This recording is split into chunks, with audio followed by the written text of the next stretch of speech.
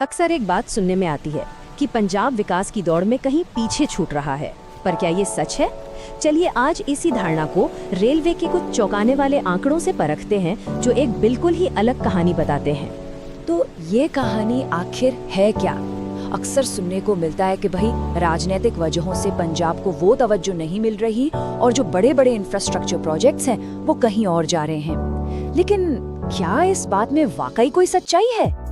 अच्छा, तो चलिए इन सारी बातों को, इन धारणाओं को एक तरफ रखते हैं और सीधे नंबर्स को देखते हैं, क्योंकि आंकड़े जो कहानी बताते हैं ना, वो बिल्कुल अलग है और काफी हैरान करने वाली भी। जरा स्लाइड पर नजर डालिए, ये एक ही तस्वीर में पूरी कहानी बयां कर देती है। देखिए, 2009 से 2014 के बीच पंजाब को रेलवे के लिए औसतन मिलते थे सिर्फ 225 करोड़ रुपए, और आज ये आंकड़ा बढ़कर हो गया है 5,421 करोड़ रुपए।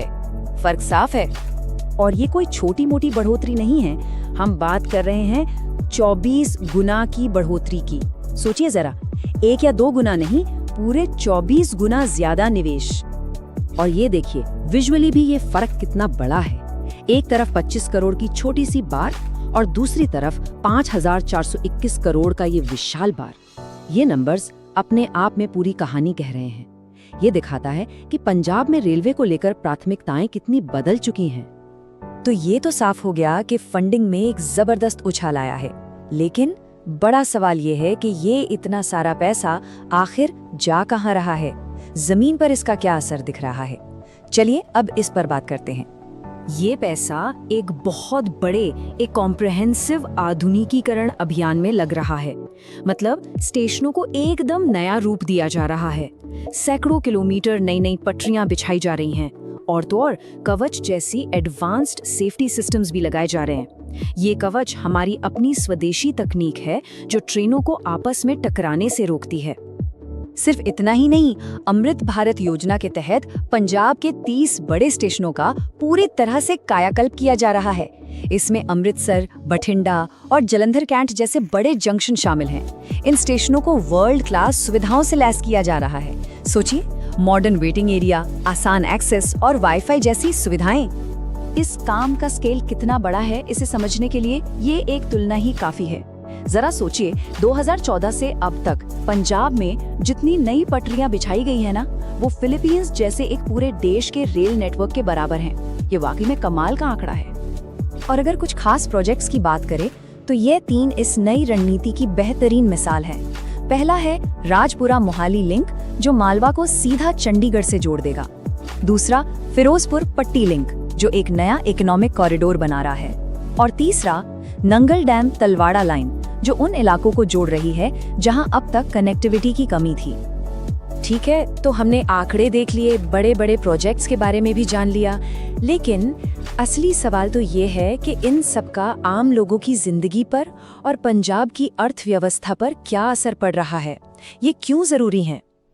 एक छोटा सा उदाहरण लेते हैं। ये जो नई राजपुरा मोहाली लाइन बन रही है, सिर्फ इसके बनने से ही यात्रा की दूरी करीब करीब 66 किलोमीटर कम हो जाएगी। इसका मतलब है समय की बचत, पैसे की बचत, और मालवा क्षेत्र के लोगों के लिए चंडीगढ़ पहुंचना कितना आसान हो जाएगा। और इसका सीधा असर लोगों पर पड़ता है। एक अनुमान के मुताबिक करीब 10 लाख लोगों की जिंदगी इससे बेहतर होगी। उन्हें काम पर जाने में, अपना सामान बाजार तक ले जाने में और अपने परिवार वालों से मिलने में कितनी आसानी हो जाएगी।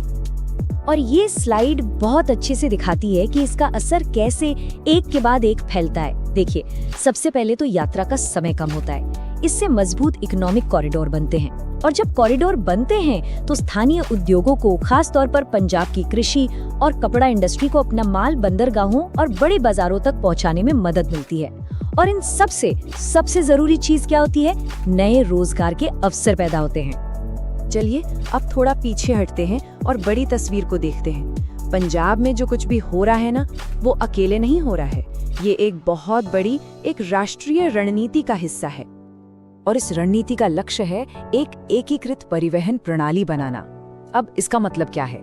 इसका सीधा सा मतलब है कि सफर को बिल्कुल आसान और सीमलेस बनाया जाए। यानी कोई ट्रेन से उतरे तो उसे तुरंत मेट्रो मिल जाए और मेट्रो स्टेशन से बाहर निकलते ही बस तैयार हो। सब कुछ एक दूसरे से जुड़ा हुआ एक सिस्टम की तरह। तो आखिर में ये कहानी सिर्फ पटरी और ट्रेनों की नहीं है। ये आंकड़े सिर्फ पैसों के बारे में नहीं बताते। ये कहानी है एक मजबूत नींव बनाने की, एक ऐसा फाउंडेशनल नेटवर्क तैयार करने की जिस पर आने वाले कई सालों तक देश का आर्थिक और सामाजिक विकास टिक सके। तो पंजाब की ये रेलवे कहानी हमें एक बहुत बड़े सवाल पर लाकर खड़ा कर देती है। अगर ये मॉडल, ये निवेश का तरीका एक राज्य में इतना बड़ा बदलाव ला सकता है, तो जरा सोचिए जब इसे पूरे देश में लागू किया जाएगा तो भारत की तस्वीर कैसी होगी।